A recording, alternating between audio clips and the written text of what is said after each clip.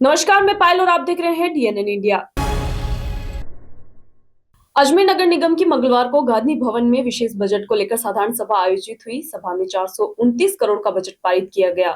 इस दौरान भाजपा व कांग्रेस के पार्षदों के साथ ही निगम के अधिकारी भी मौजूद रहे। साधारण सभा में यूजर चार्ज और यूडी टैक्स का मुद्दा भी छाया रहा। अजमेर नगर निगम की मंगलवार को गांधी भवन में विशेष बजट को लेकर साधारण सभा आयोजित हुई। सभा में 429 करोड़ का बजट पारित किया गया। 4 घंटे 20 मिनट तक चली साधारण सभा में सिर्फ एक ही प्रस्ताव पर चर्चा हुई। इस दौरान भाजपा व कांग्रेस के पार्षद के साथ ही निगम के अधिकारी भी मौजूद रहे। मंगलवार को गांधी भवन स्थित सभागार में दोपहर 1:30 बजे के करीब नगर निगम की विशेष साधारण सभा आयोजित हुई। साधारण सभा कुल 4 घंटे 20 मिनट तक चली। इस दौरान एजेंट में निगम के वित्तीय वर्ष 2025-26 का 428 करोड़ 99 लाख 12 हजार रुपए का बजट पारित किया गया। ये पिछले साल के मुकाबले 7 करोड़ 29 लाख रुपए ज्यादा है। साधारण सभा के एजेंडे में बजट का यह इकलौता प्रस्ताव था। साधारण सभा में यूजर चार्ज और यूडी टैक्स का मुद्दा भी छाया रहा। सभी पार्षदों ने यूजर चार्ज वसूली होल्ड पर रखने के लिए सरकार को पत्र भेजने का तय हुआ है। यूजर चार्ज को लेकर वापस मंथन होगा। जमादार अब इसकी वसूली नहीं कर सकेंगे। इसे लेकर एक टेक्निकल टीम भी लगाई जाएगी। साथ ही साधारण सभा में सफाई कर्मचारियों की 2012 की भर्ती का मुद्दा भी छाया रहा। मामले में भाजपा और कांग्रेस के सभी पार्षदों ने एक सुर में कहा कि सभी को नियुक्ति दी जाए। हालांकि ये भर्ती हाईकोर्ट में विचाराधीन है। इसे लेकर अब विधि विभाग, नेता प्रतिपक्ष, बीजेपी पार्षद दल, महापौर आयुक्त की ओर से बैठक बुलाई गई है। ये बैठक सोमवार को महापौर के कक्ष में आयोजित होगी। इसे लेकर सरकार को प्रस्ताव भी भेजा जाएगा। महापौर ब्रजलता हाड़ा ने बताया कि साधारण सभा में 429 करोड़ का बजट पारित किया गया है। साधारण सभा में शहर के विकास कार्य और आय को लेकर चर्चा हुई है। यूजर चार्ज को लेकर सरकार के सामने पक्ष रखा जाएगा। आज नगर निगम की जो साधारण सभा रखी बजट को लेकर रखी गई, तो बजट जो हमारा कुल मिला के था 4,28 करोड़ 99 लाख। तो इसमें जो आज चर्चा हुई है शहर के विकास के लिए और सभी मुद्दों को लेकर आज चर्चा हुई है जो भी बजट में रखा जाता है। तो जिससे क्या है कि निगम की आय हो, तो इसको लेके आज जो चर्चा रखी गई और सभी जो प्रस्ताव है जो सब सहमति से पास हुए। और निगम की ये जो है बजट की जो कहना चाहिए सभा थी, ये जो अपनी बैठक थी, ये अब हम जो है पास करके और सरकार को भेजने वाले हैं। अच्छा, कई सामुदायिक भवन के लिए भी मतलब इनकम किस तरीके से बढ़े, उन पे भी चार्ज लगे? सामुदायिक भवन के लिए भी यही है, अपने टेंडर तो निकाले हैं। तो जो जैसे जो बहुत वैसे हैं कहना चाहिए कि जहाँ बहुत गरीब लोग रहते हैं वहाँ तो हमने नहीं किया, लेकिन और भी जगह हैं जो बड़े बड़े जो अपने सामुदायिक भवन हैं उनके टेंडर निकाले गए, तो उनको अब हम जो ठेके पे देने की तैयारी की है। एक वो ठेकेदार के खिलाफ भी मुकदमा दर्ज करने की बात करी है पार्षदों ने। हाँ, ठेकेदार ट्रेड लाइसेंस को लेकर जो रसीद काटी उस ठेकेदार ने, तो उसने रसीद तो काट दी लेकिन निगम में पैसे जमा नहीं कराए। तो उनको अब जो है निगम में कोई उनका प्रूफ नहीं है कि इन्होंने जो है पैसे जमा कराए। अभी तो रसीद तो है निगम की, लेकिन वो निगम में बोल नहीं रहा है। तो उसके लिए जो है हमने अब ये सर्वसम्मति से ये फैसला लिया है कि भाई जो ठेकेदार था उसके खिलाफ एफआईआर दर्ज कराएंगे और जिसके भी उसने पैसे रसीद दिए तो वो पैसों का भुगतान वो ठेकेदार ही करेगा। यूजर चार्ज को लेकर विरोध तो है, पर जैसे हमने यही मतलब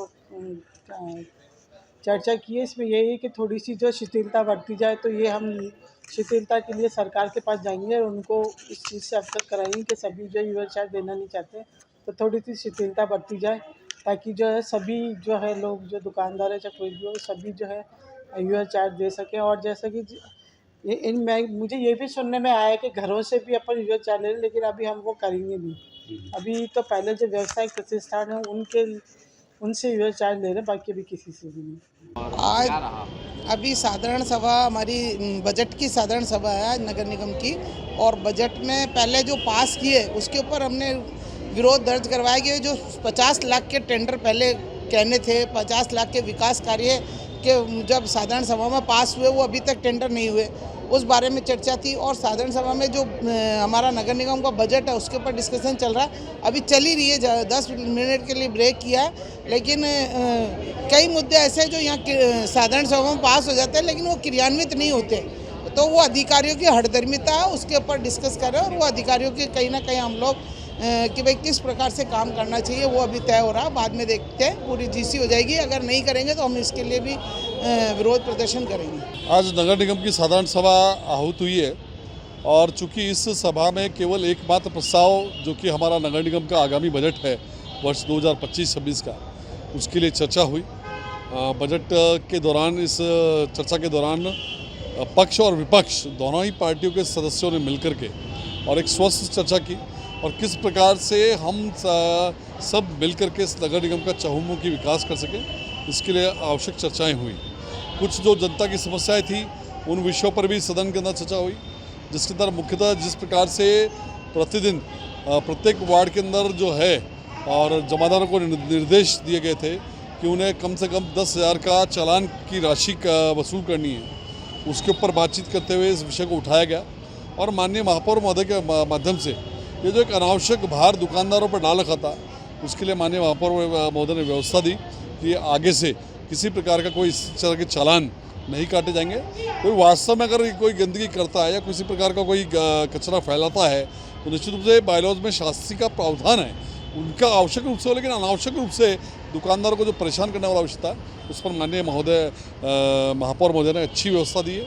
इसके साथ ही जिस प्रकार से यहाँ पर टैक्स की बात चल रही थी, यूजर चार्जेस और जो यूडी टैक्स की बात थी, उस पर भी स्वच्छ चर्चा हुई और ये निर्णय किया गया कि इस विषय के अंदर इस टेबल को रिव्यू किया जाएगा और रिव्यू करने के बाद जनता को हम अधिक से अधिक किस प्रकार से सहूलियत दे सकें, किस प्रकार से हम जनता को आर्थिक भार मिनिमम से मिनिमम पड़े।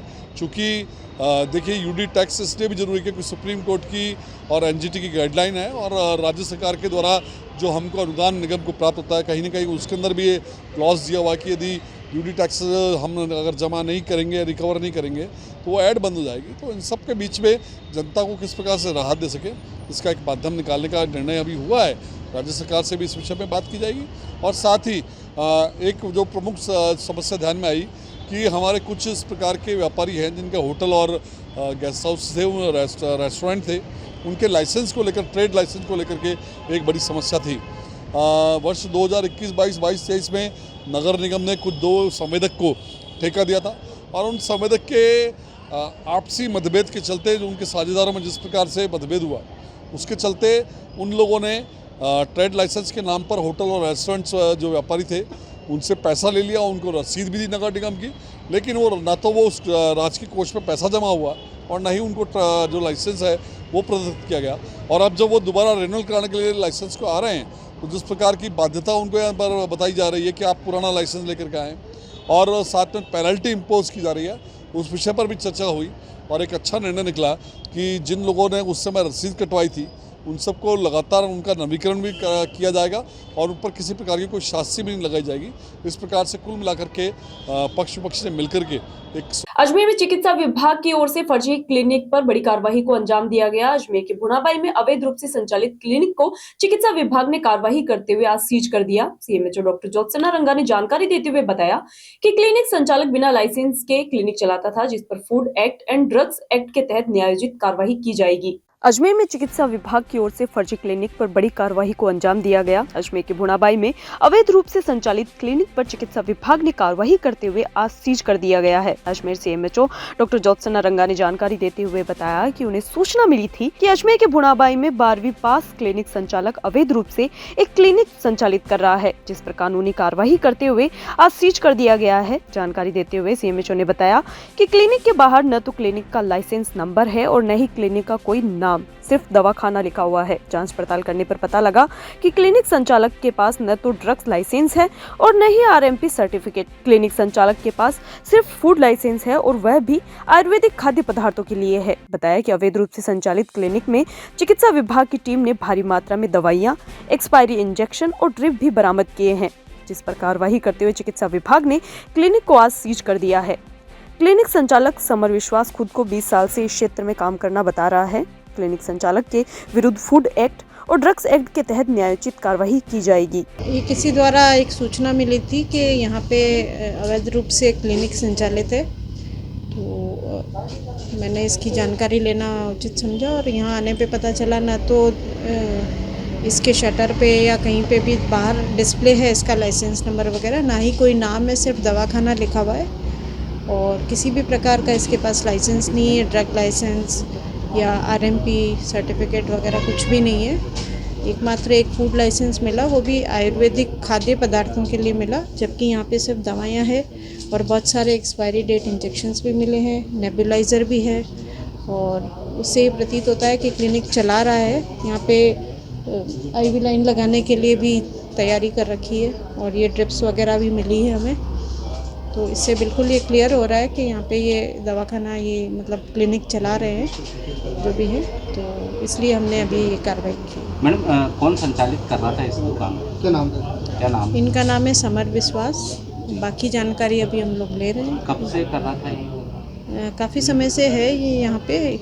ये खुद तो कह रहे हैं कि मैं 20 साल से हूँ, मैं 20 साल से कार्य कर रहा हूँ। बाकी अब कितना है वो तो आगे जान। अजमेर संभाग का सबसे बड़ा जवाहरलाल नेहरू चिकित्सालय समय के साथ नए नए आयाम भी स्थापित कर रहा है, जहां इसी क्रम में अजमेर के शिशु सर्जरी विभाग के डॉक्टर गरिमा अरोड़ा और उनकी टीम ने 5 साल के बच्चे की जटिलतम सर्जरी कर अजमेर के चिकित्सा इतिहास में नया आयाम स्थापित किया है। अजमेर संभाग का सबसे बड़ा जवाहरलाल नेहरू चिकित्सालय समय के साथ नए नए आयाम स्थापित कर रहा है। इसी क्रम में अजमेर के शिशु सर्जरी विभाग के डॉक्टर गरिमा अरोड़ा और उनकी टीम ने जटिलतम सर्जरी कर अजमेर के चिकित्सा इतिहास में नया आयाम स्थापित किया है। जानकारी देते हुए बताया कि 25 जनवरी को 5 साल का बच्चा गंभीर हालत में अस्पताल के इमरजेंसी वार्ड में भर्ती हुआ था, जिसमें बच्चे को गोली लगी थी। दाएं तरफ की छाती से होते हुए पेट में पहुंच गई थी। फेफड़े में चोट की वजह से छाती में हवा भर गई थी। गोली से शरीर के कई अंग भी क्षतिग्रस्त भी हो गए थे, जिस पर अस्पताल के प्राचार्य अनिल सांवरिया व अधीक्षक अरविंद खरे के निर्देशानुसार शिशु सर्जरी की टीम ने बच्चे का ऑपरेशन करने का निर्णय लिया। आपातकालीन स्थिति में बच्चे की छाती में आईसीडी डालकर हवा निकाली गई और तुरंत ऑपरेशन करने पर यह पाया कि पूरे पेट खून पित्त से भरा हुआ था। चूंकि गोली लीवर, पित्त की थैली व छोटी आंत को चीरते हुए आईवीसी के पास रुक गई, जो चिन्हित नहीं हो पा रही थी एवं निरंतर खून व पित्त बह रहा था। इसी कारण से CMRM की मदद से गोली को डीओडिनम के चौथे हिस्से के पीछे पाया, जो दोनों तरफ से क्षतिग्रस्त था। उसे रिपेयर करते हुए गोली को निकाला गया। लीवर से बहते हुए खून की रोकथाम की गई और क्षतिग्रस्त गोल ब्लैडर को निकाला गया।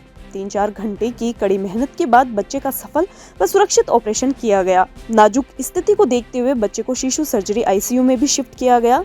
उपाधीक्षक द्वारा बताया गया कि इतनी छोटी उम्र में इस तरह का जटिलतम ऑपरेशन पूर्व में इस संस्थान में कभी नहीं हुआ। जवाहरलाल नेहरू चिकित्सालय के प्राचार्य डॉक्टर अनिल सांवरिया व अधीक्षक अरविंद खरे के नेतृत्व में नित नए आयाम व कीर्तिमान स्थापित हो रहे हैं। बच्चा जो है वो गोली लग के आया है और छाती से होते हुए पेट में गई है। मतलब क्या क्या ऑर्गन्स डैमेज करे हैं वो तुरंत से अपन पता नहीं लगा सकते। ऐसी कंडीशन में या तो अपन कोई मेजर बड़े टेस्ट करें, CT स्कैन करवाएं, उन सब में काफ़ी समय लगता है।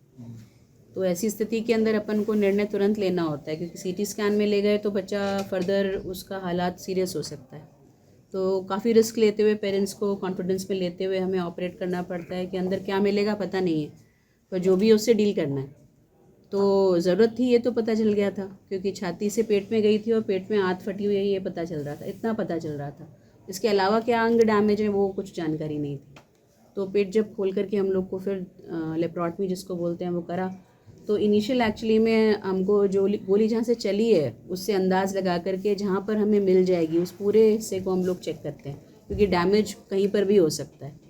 तो इसके बच्चे की हमारे को इनिशियली जहाँ से चली है वो हिस्सा पता चला, लिवर से होती हुई आई वो देखा। फिर ढूंढते इसकी जो गोली है उसको ट्रेस करना बहुत मुश्किल हुआ। जैसे एब्डोमेन, पेट खोलते ही गोली नहीं मिली उसकी, उसका लोकेशन समझ नहीं आ रहा था। तो उस समय सियाम के अंदर हम लोग देखते हैं, OT के अंदर ही सियाम होता है, एक तरह का एक्सरे मशीन है, जो मोबाइल एक्सरे मशीन है जो OT में काम आती है। उससे ट्रेस किया कि गोली कहाँ है। उसमें भी ऐसे अंदाज से तुरंत नहीं पता चलता, अपन को कुछ उसमें मार्कर्स लगाने पड़ते हैं कि जैसे कुछ अपन ने इंस्ट्रूमेंट रखा वो कहाँ दिख रहा है, बच्चे का वर्टेब्रा किधर है, गोली वर्टेब्रा के पीछे है कि आगे है, राइट में है कि लेफ्ट में है। इस तरह से अंदाज़ लगा करके फिर अंदाज़ लगाया गया कि किस ऑर्गन के पीछे हो सकती है, क्योंकि ऊपरी तौर पर नहीं दिख रही थी। तो फिर ढूंढना पड़ा, जैसे किडनी है वो पीछे का ऑर्गन है, पैनक्रिया जो है वो पीछे का ऑर्गन है। इसी तरह जो डुओडेनम है ये पीछे का हिस्सा होता है, मतलब ऊपर की सब आंतें हटाकर फिर पीछे से सभी हिस्सों को उठाते हुए फिर हम नीचे कहीं जा कर के इस गोली को पा पाए, जो बहुत रेयरेस्ट एरिया है जहाँ पर गोली जा कर के टिक सकती है। तो वो पूरा डुओडेनम के चौथे हिस्से में हमें जाके मिली, उसको निकाला। वहाँ पे तो डैमेज था ही सही। अभी उसको उल्टा ट्रेस करते हैं कि वहाँ से जहाँ से चली है और जहाँ आई है उसके बीच में जितने भी हैं उनको पूरा प्रॉपरली माइन्यूटली चेक करना पड़ता है कि वहाँ क्या क्या डैमेज हुआ होगा। फिर वो डिओडम के एंटीरियर हिस्से को भी देखा कि कहीं वहाँ पे कहीं कोई डैमेज ना हो, वहाँ से होती हुई आई हो तो, या हो सकता है पैनक्रिया उसके बिल्कुल पास में उसमें से होती हुई आई हो, कुछ बोल नहीं सकते ना। तो पैनक्रियास प्रॉपर चेक करके डिओडम का आगे का हिस्सा पूरा चेक किया तो आगे की वॉल में भी क्षतिग्रस्त था। हाँ, बच्चे की 4.5 5 साल करीब का बच्चा है। कितना स्ट्रगल करना पड़ा इस पूरे ऑपरेशन में? काफ़ी इसमें हम लोग को, बिकॉज एक तो इमीडिएट हम लोगों को डिसीजंस लेने पड़े कि जैसे बच्चा आया अभी लो है, सीरियस है, फिर ये मेजर रिस्क ये होता है कि आप बिना प्रॉपर जानकारी के अंदर क्या क्या डैमेज है अंदर जाओ है। तो ये एक तरह का पूरा ये ऐसे शेर की मान में जाने जैसा है कि जो होगा वो अंदर से डील करना पड़ेगा। तो मगर उसके अलावा रास्ता नहीं था, तो वो एक स्ट्रगल था। दूसरा प्रॉब्लम आया इसकी गोली को लोकेट करने में, क्योंकि आराम से पेट में दिखी नहीं वो खुलते ही, जैसे पेट में लगी और ऐसे दिख जाती तो निकाल ली अपन ने, ऐसा नहीं था। वो इतने अंदरूनी अंग के अंदर थी कि उसको ढूंढने के लिए हमको काफ़ी मेहनत करनी पड़ी। पूरा हमारी एनेस्थीसिया टीम उसमें साथ भी ज़्यादा था तो उसमें ट्रेस करना थोड़ा इतना आसान नहीं होता। पूरे ऑपरेशन को ऑपरेट करने में कितना समय, कितने घंटों का समय? करीब 3 से 4 घंटा लगा हमें। जवाहरलाल नेहरू अस्पताल में एक बच्चे को गोली लग के यहाँ लेके आया गया था इमरजेंसी में। उस बच्चे को हमारे जो शिशु शल्य विभाग उनकी टीम ने देखा, जिसमें डॉक्टर गरिमा अरोड़ा और उनकी पूरी टीम ने उस बच्चे को भर्ती किया, निरीक्षण किया। पता लगा कि उस बच्चे के गोली लगी है छाती में, जिसकी वजह से पूरे फेफड़े में हवा भर गई थी और सांस लेने में बहुत कठिनाई थी। तुरंत उसको प्राथमिक उपचार देके स्थिर किया गया। स्थिर करने के बाद डॉक्टर साहब ने एक बहुत ही तुरंत निश्चित निर्णय किया कि इसका ऑपरेशन होना अत्यंत आवश्यक है ताकि जान बचाई जा सके। उन्होंने हमारे से तुरंत पूछा, सर क्या करा जाए? मैंने कहा टीम को तैयार करो, एनएससीए टीम को बुलाएं। खरे साहब को तुरंत इन्फॉर्म किया गया तो उन्होंने पूरी टीम का गठन करके हमारी जो टीम है, शिशु शल्य विभाग, एनेस्थीसिया विभाग, दोनों टीम तैयार हो गई और उस बच्चे के लिए तुरंत ऑपरेशन किया गया। बच्चे की छाती में ट्यूब डाल के हवा निकाली गई। बुलेट कहाँ फंसी थी उसके लिए बड़ी दुविधा में थे, तो सीआम की सुविधा के अनुसार उन्होंने बुलेट को ट्रेस किया और उस गोली को निकाला। आज बच्चा बड़ा स्वस्थ स्थिर है और बच्चा अभी बिल्कुल सुरक्षित हालत में है। इसके लिए हमारी शिशु शल्य विभाग की जो टीम है वो बधाई के पात्र हैं। पूरी जेएलएन की टीम बधाई के पात्र है। एनेस्थीसिया की पूरा विभाग इसके लिए बधाई के पात्र हैं। ऐसी जटिल सर्जरी हमारे यहाँ पर निरंतर होती आ रही है और होती आएगी। ये जो हमारा पीडियाट्रिक सर्जिकल विभाग है, इसके लिए बड़ी सराहनीय काम किया है। इसके लिए राजस्थान में इनके लिए बहुत ही गर्व की बात है हमें कि इस तरह की सर्जरी अब यहाँ सरकारी हॉस्पिटल में होने लगी है और सारे सुरक्षित निकलते हैं। धन्यवाद।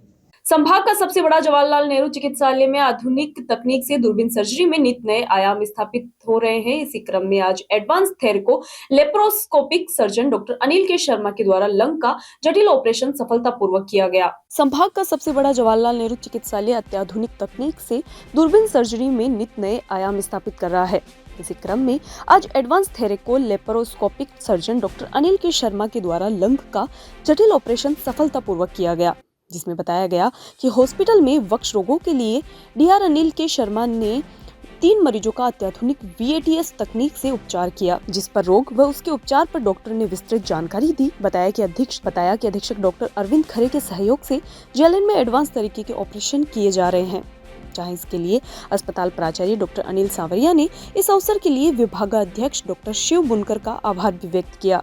प्रिंसिपल डॉक्टर अनिल सांवरिया, अधीक्षक डॉक्टर अरविंद खरे, उप अधीक्षक अमित यादव व अस्पताल प्रशासन का अत्याधुनिक उपकरणों व सुविधाओं के लिए भी उन्होंने आभार व्यक्त किया। हमारे जवाहरलाल नेहरू चिकित्सालय में नए नित्य आयाम किए जा रहे हैं और यहाँ जो जिस सर्जरी की हम बात करने जा रहे हैं, ये सर्जरी अजमेर में ही सबसे ज़्यादा की जाती है। मेडिकल कॉलेज में देखे जाए तो एक एम्स जोधपुर है जहाँ पर थोरेको लेप्रोस्कोपिक सर्जरियाँ होती हैं और एक अपने अजमेर राजस्थान में ज़्यादातर सर्जरी रेगुलरली बेसिस पे किया जाता है।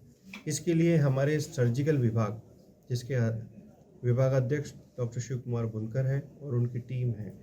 टीम में डॉक्टर अनिल कुमार शर्मा जो काफ़ी लेप्रोस्कोपिक सर्जरियाँ करते आए हैं, थोरेको लेप्रोस्कोपी कोविड काल से ही उन्होंने चालू की और अभी काफ़ी सारी मरीजों को कर दी गई है। उसके चलते इन्होंने बहुत मरीजों को बचाया है, सक्षम और सफल सर्जरियां की है, जिसका परिणाम है कि सारे मरीज स्वस्थ होकर आज शहर में और गांव में घूम रहे हैं। आज जो हम 3 केसेस के बारे में डिस्कस करेंगे जिनको कि रिसेंटली इन्होंने ऑपरेट किया है। एक तो आहार नली में कैंसर था, उसको ऑपरेट किया। एक फेफड़े में मवाद भर दिया गया और जो पेशेंट दर दर भटक रहा था, जयपुर गया, बहुत दिन भर्ती भी रहा। फिर आने के बाद सिटी सर्जन से कांटेक्ट किया, टीबी चेस्ट वालों से संपर्क किया, फिर भी उसका इलाज संभव नहीं हुआ। फिर बाद में जब इनके पास पहुंचा तो इन्होंने विस्तृत इसकी जानकारी ली, उसका डायग्नोसिस बनाया, फिर थोरेको लेप्रोस्कोपिक सर्जरी के द्वारा उसकी सारी मवाद निकाली। आज बच्चा वो मरीज बिल्कुल स्वस्थ है। और ऐसे ही इन्होंने एक आहार नली का भी थोरेको लेप्रोस्कोपिक सर्जरी करके आज नया आयाम ज्ञापित किया। अजमेर में जवाहरलाल नेहरू में बहुत सारे ऐसी जटिल सर्जरियां होती जा रही हैं, जिससे कि हमें गर्व होता है कि अजमेर में सब संभव है। बस हमें जो सर्जन यहाँ पर है, एनेस्थीसिया की हमारी टीम है, doctor Veena Mathur madam, Veena Pataudi madam, doctor Anil Kumar Sharma, हमारे उप अधीक्षक डॉक्टर अमित यादव, अरविंद खरे जी, हमारे पूरे डिपार्टमेंट जितने भी हैं सब इस भरसक प्रयास में लगे हैं कैसे मरीजों का हित करें और उनको स्वस्थ करके घर पहुंचाएं। जिन केसेस की बात हो रही है वो है चेस्ट सर्जरी के से रिलेटेड है, जिसमें आपके छाती में एक पेशेंट है जिसके छाती में मवाद पड़ गया था, बच्चा है जिसमें, और दूसरा पेशेंट है जिसमें टीबी का ट्रीटमेंट 2-3 बार लेने के बावजूद भी उनका टीबी का इलाज नहीं हो पाया और उसमें छाती में पानी जम गया और छाती में फेफड़ा उनका कोलैप्स कर गया था। जो पहला बच्चा है वो अब करीबन 15 दिन तक जेके लॉन हॉस्पिटल में एडमिट रहा था। जेके लॉन हॉस्पिटल में जब डायग्नोसिस हुआ कि उनके फेफड़े में मवाद है तो उन्होंने उसको सर्जरी डिपार्टमेंट में भेजा। वहाँ पे छाती की जो चेस्ट सर्जरी है, सिटी सर्जरी है, सिटी सर्जरी ने उनको छोटा बच्चा है कहकर वापस भेज दिया था। तो उन्होंने वहीं पे पीडियाट्रिक सर्जन को दिखाया। पीडियाट्रिक सर्जन ने कहा कि छाती के मवाद को हम नहीं निकाल सकते हैं, इसलिए वापस वहाँ जाएँ। तो जब 2-3 बार पेशेंट काफ़ी बार घूमा तो वो काफ़ी परेशान हो गया। फिर ये मेरे अंकल है, उनके यहाँ वर्कर कभी रहा हुआ था, तो उनसे संपर्क किया उन्होंने मुझे फ़ोन किया कि एक बच्चा है, उसकी हेल्प करनी है। उन्होंने कहा आप भेज दीजिए हमारे पास डिपार्टमेंट है अच्छा सारे, हम उसकी हेल्प करा देंगे। आए, इनको हमने बच्चे के डिपार्टमेंट में भर्ती करवाया, जहाँ पे वापस जब पूरा हमने जांच करी, उन्होंने बच्चों के जो डॉक्टर जेपी नारायण उनके अंडर में एडमिट हुआ था, रात को 12 बजे आया था। तो 12 बजे आने के बाद उन्होंने तुरंत उसको एडमिट कर लिया, उसकी जाँच करी। अगले दिन जब उनको देखा उन्होंने कि ये फेफड़े में मवाद है, उसकी वजह से फेफड़ा पूरा कोलैप्स कर चुका है और अब ये नॉर्मल दवाई से और सिंपल ट्यूब जो हम चेस्ट में डालते हैं उससे ये नहीं फूल सकता है। तो उन्होंने छाती की सर्जरी का जो सिटी डिपार्टमेंट है हमारे, उनसे संपर्क किया। उन्होंने कहा कि छाती चीर के हमें और उसमें सारी मवाद निकालनी पड़ेगी और फेफड़े के ऊपर जो मोटी परत जम गई है उसको हमें हटाना पड़ेगा।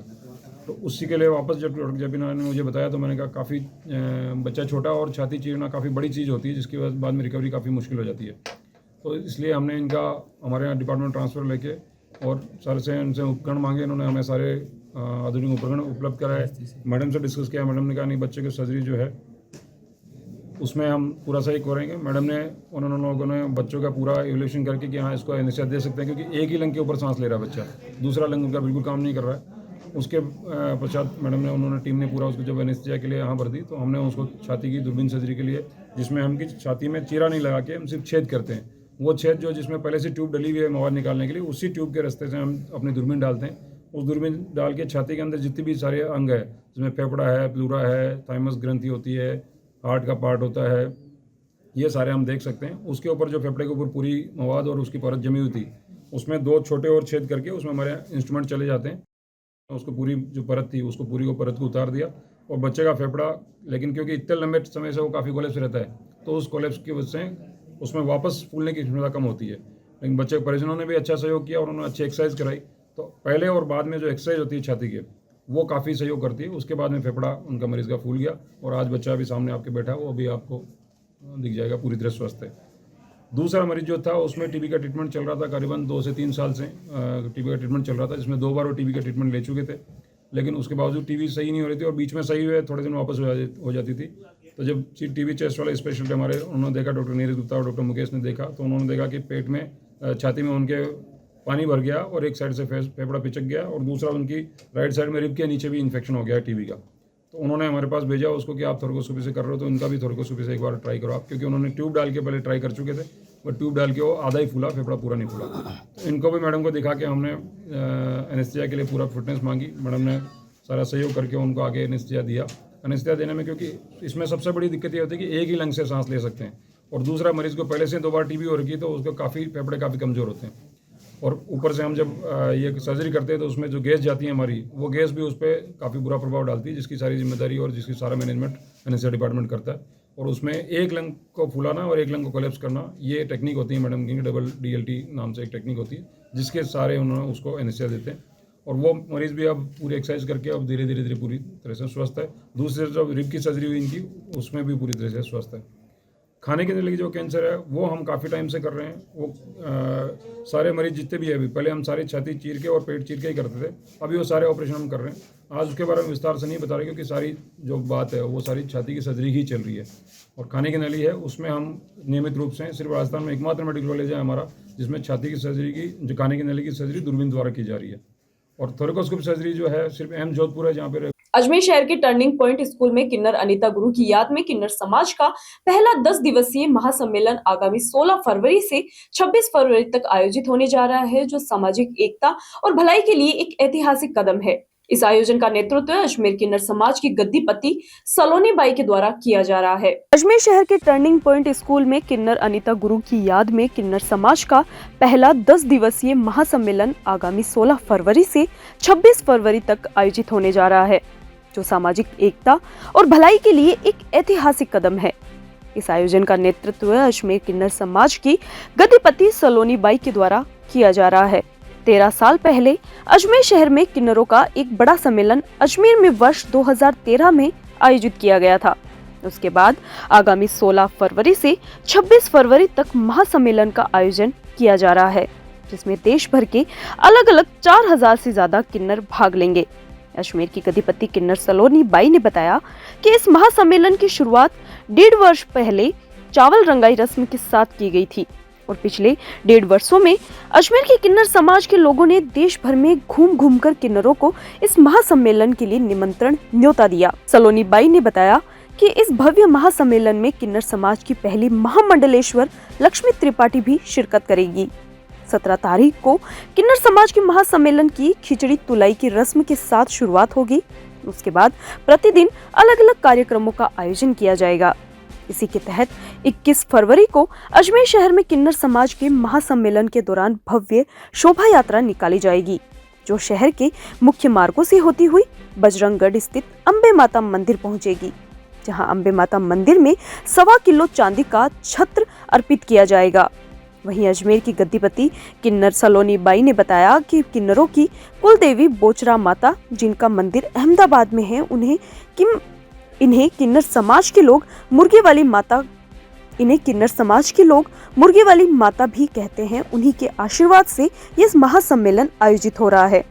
इस आयोजन में करोड़ों रुपए खर्च होंगे, क्योंकि ये महासम्मेलन 16 फरवरी से 26 फरवरी के बीच 10 दिनों तक चलेगा। अजमेर के सभी किन्नरों ने अजमेर शहर वासियों और अजमेर के जजमानों से इस महासम्मेलन में पूर्ण सहयोग का आग्रह भी किया है। होने जा रहा है, जो 16 फरवरी से स्टार्ट होगा, 15-16 फरवरी से स्टार्ट होगा।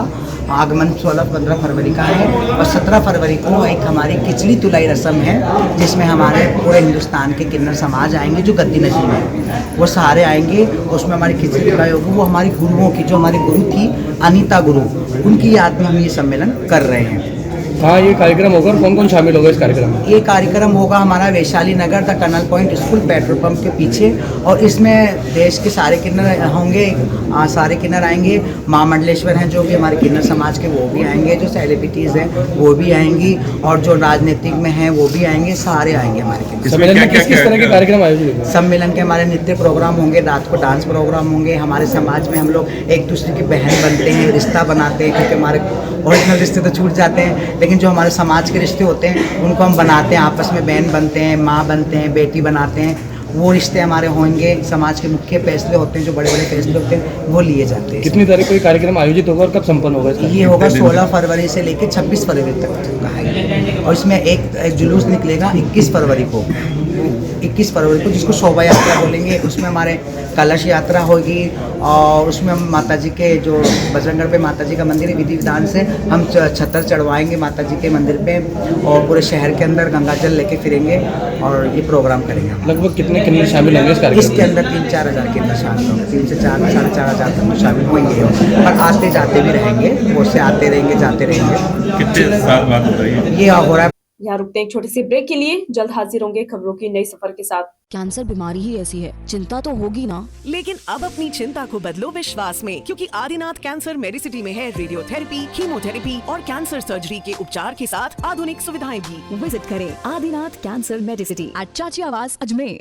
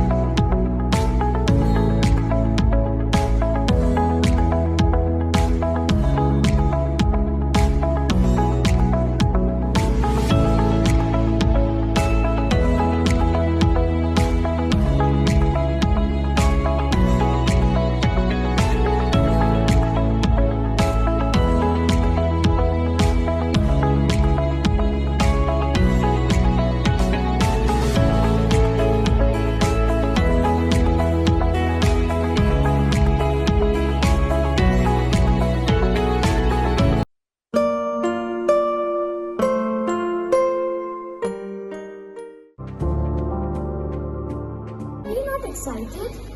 Holidays will be very boring for me.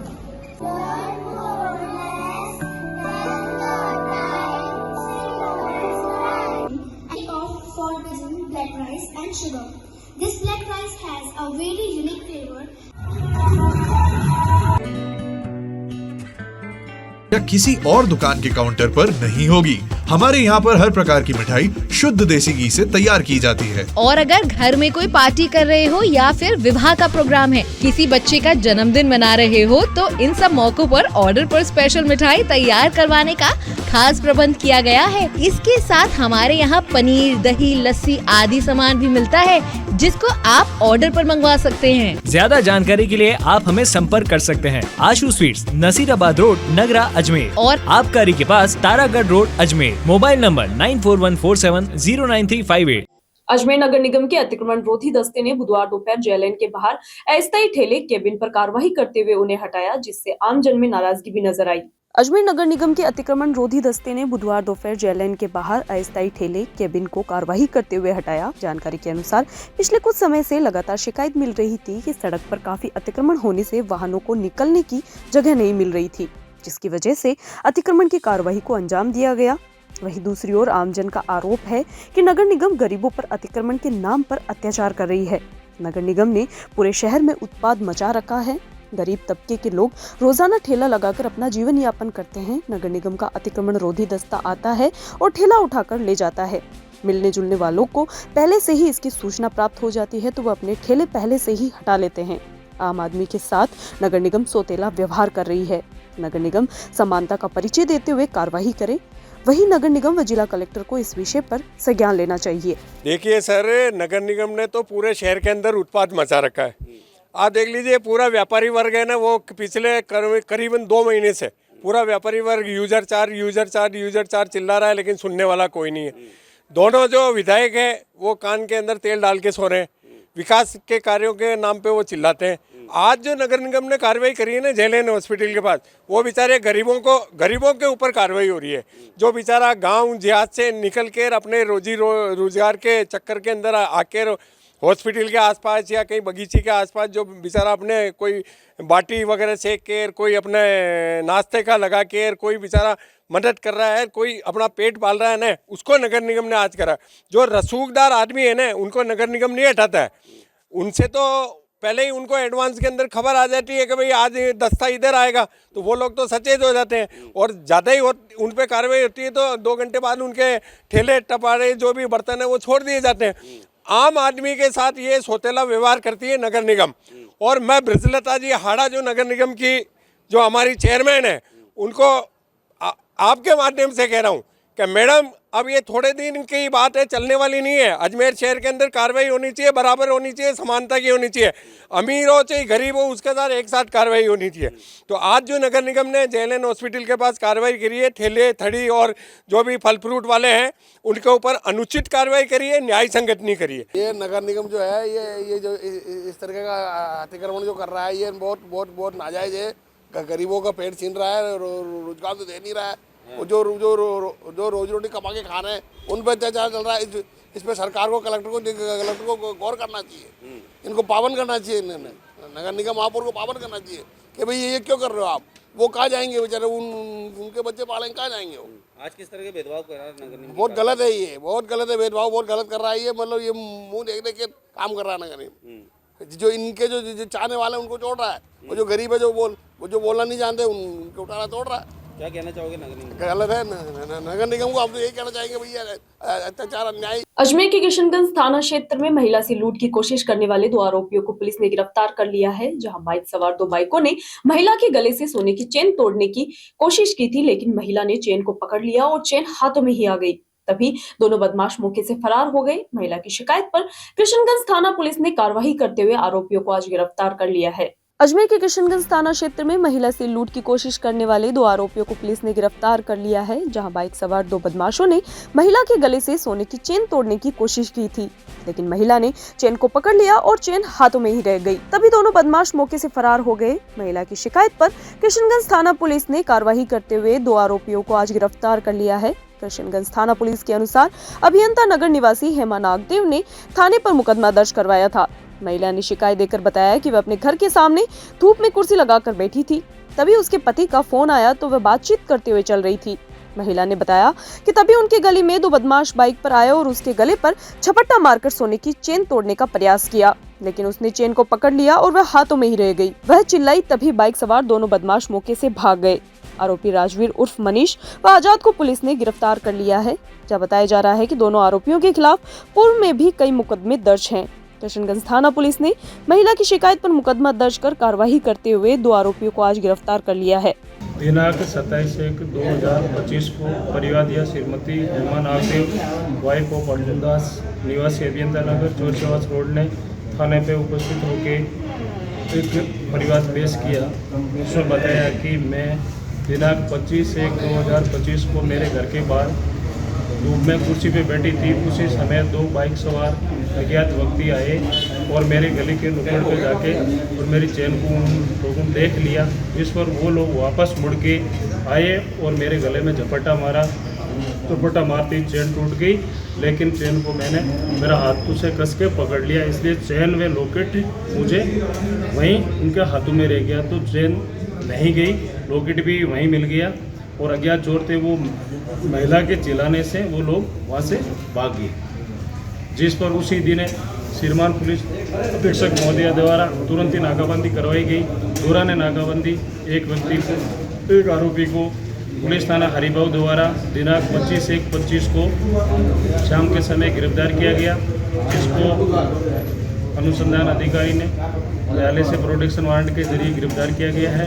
और दूसरा जो मैन चालक था जो बाइक पे, वो आरोपी 2-3 दिन से उदयपुर जाने की फिराक में था, जिसको काफ़ी CCTV कैमरों की मदद से हमारे थाने के हेड कांस्टेबल नंद किशोर जी की अहम भूमिका रही, जिसमें उनके द्वारा मुखबिर व तकनीकी सहायता से उसको कल शाम को खानपुरा गांव से अजमेर पुलिस ने संगठित तरीके से बड़े पैमाने पर आमजन को गुमराह करते हुए बैंक खाते और सिम कार्ड के जरिए लाखों रुपए की साइबर ठगी करने वाले 4 बदमाशों को गिरफ्तार किया है। जहां पूरे मामले का खुलासा SP वंदिता राणा ने किया। अजमेर पुलिस ने संगठित तरीके से बड़े पैमाने पर आम जनता को गुमराह करते हुए बैंक खाते और सिम कार्ड के जरिए लाखों रुपए की साइबर ठगी करने वाले 4 बदमाशों को गिरफ्तार किया है, जिनके पास 23 खातों की डिटेल मिली है। पुलिस इन सभी खातों को लेकर जानकारी जुटा रही है। मामले का खुलासा करते हुए SP वंदिता राणा ने बताया कि 28 जनवरी को मुखबिर एवं प्रतिबिंब पोर्टल से प्राप्त नंबरों से साइबर ठगी का मामला सामने आया। इसके बाद पुलिस ने खातों की डिटेल लेते हुए 4 आरोपियों को गिरफ्तार किया, जिनके पास 4 mobile, 5 ATM card, SIM card तथा 30 बैंकों की डिटेल और स्विफ्ट गाड़ी मिली है, जिसे जब्त कर लिया गया है। आरोपियों के खाते से 25 से 30 लाख रुपए का ट्रांजैक्शन भी किया गया है। इस पूरी हेराफेरी को लेकर पुलिस जानकारी जुटा रही है। उन्होंने कहा कि बदमाश अजमेर के ही रहने वाले हैं, जिनका नाम गौरीशंकर, पवन सिंह, शानू उर्फ रोनी और पृथ्वी सिंह है। यह सभी बदमाश लोगों से पहले लालच देकर खाते खुलवाते थे और उसके बाद उन खातों का अपनी ऑनलाइन ठगी में इस्तेमाल करते थे। इन 23 खातों को फ्रीज करवाकर उनकी डिटेल ली जा रही है। साथ ही सिम कार्ड और एटीएम कार्ड्स को लेकर बैंकों से जानकारी लेने के साथ ही बदमाशों से पूछताछ की जा रही है। एक ऑपरेशन प्रतिबिंब मतलब एक प्रतिबिंब एप्लीकेशन है, जिसके थ्रू जब भी कोई साइबर क्राइम करता है तो उसकी जो उसके थ्रू हमें कुछ साइबर टिप ऑफ्स मिल सकते होते हैं, और THQ के द्वारा भी साइबर क्राइम के बारे में अवेयरनेस क्रिएट करने के लिए और उनके खिलाफ कार्रवाई करने के लिए एक अभियान चलाया जा रहा है, जिसके अंदर जो जिला पुलिस है वो निरंतर कार्रवाई कर रही है। इसी कार्रवाई के अंदर हमने एक गिरोह पकड़ा है, जिसके अंदर 4 लोगों को गिरफ्तार किया गया है। ये इसमें मैं एमओ बताना चाहूंगी, ये लोग जो है ये जो साइबर ठगी करते हैं उन लोगों को बैंक अकाउंट प्रोवाइड कराने का काम करते हैं। ये खुद के नाम पर भी बैंक अकाउंट खोल के उनको प्रोवाइड किए गए हैं, और ये लोगों को, जो आम जनता है, जो गरीब लोग हैं, उनको छोटे मोटे पैसों का लोभ लालच देके 2000-4000 रुपए देके उनके अकाउंट नाम से अकाउंट खुलवाते हैं, और अकाउंट खुलवाने के बाद फिर उस अकाउंट में साइबर फ्रॉड से संबंधित ट्रांजैक्शंस होते हैं, और वो ट्रांजैक्शन होने के बाद जो आम जनता वाला जो आदमी है, जो छोटे से लोग के चक्कर में अपने बैंक की डिटेल जो है वो इनके साथ शेयर कर देता है, वो भी एक साइबर अपराधी बन जाता है। इस गिरोह के अंदर 4 लोग हमने गिरफ्तार किए हैं। इसके अंदर जब हम डिटेल के अंदर इन्वेस्टिगेशन करेंगे तो हम आशा करते हैं कि और बड़ा जो इसके पीछे पूरा रैकेट है वो इसका पूरा पर्दाफाश होगा। इसमें हमारे जिले में IPS अधिकारी शरण कामले हैं, इनकी विशेष भूमिका रही है। इनके सुपरविजन के अंदर पूरे साइबर थाने की टीम ने बहुत अच्छा इसके अंदर काम किया है, जिसकी डिटेल्स आपके साथ शेयर की गई। देखिए 4 लोग हमने गिरफ्तार किए हैं। अब तक हमारे पास लगभग 23 खातों की जो डिटेल्स हैं वो आ चुकी हैं, लेकिन हम जैसे जैसे इनसे अनुसंधान कर रहे हैं और भी ज्यादा पहलू खुलते जा रहे हैं। इसके अंदर विभिन्न प्रकार के खाते हैं, जिनके अंदर ट्रांजैक्शंस की अलग अलग लिमिट होती है। कोई खाता ऐसा होता है जिसमें 5 करोड़ तक ट्रांजैक्शन हो सकता है, कोई होता है 1 करोड़ वाला, कोई होता है कुछ लाखों वाला। हर प्रकार के खाते जो हैं इसके अंदर हैं, और जब हम इन खातों को चेक करते हैं, इनमें कई खाते ऐसे हैं जो साइबर फ्रॉड होने के बाद जब साइबर कंप्लेन की जाती है उनको ब्लॉक करवाया जाता है। तो ये ब्लॉक किए हुए खबरों के सफर में अभी सिर्फ इतना ही। फिर हाजिर होंगे खबरों के नए सफर के साथ। तब तक के लिए दीजिए इजाजत। नमस्कार।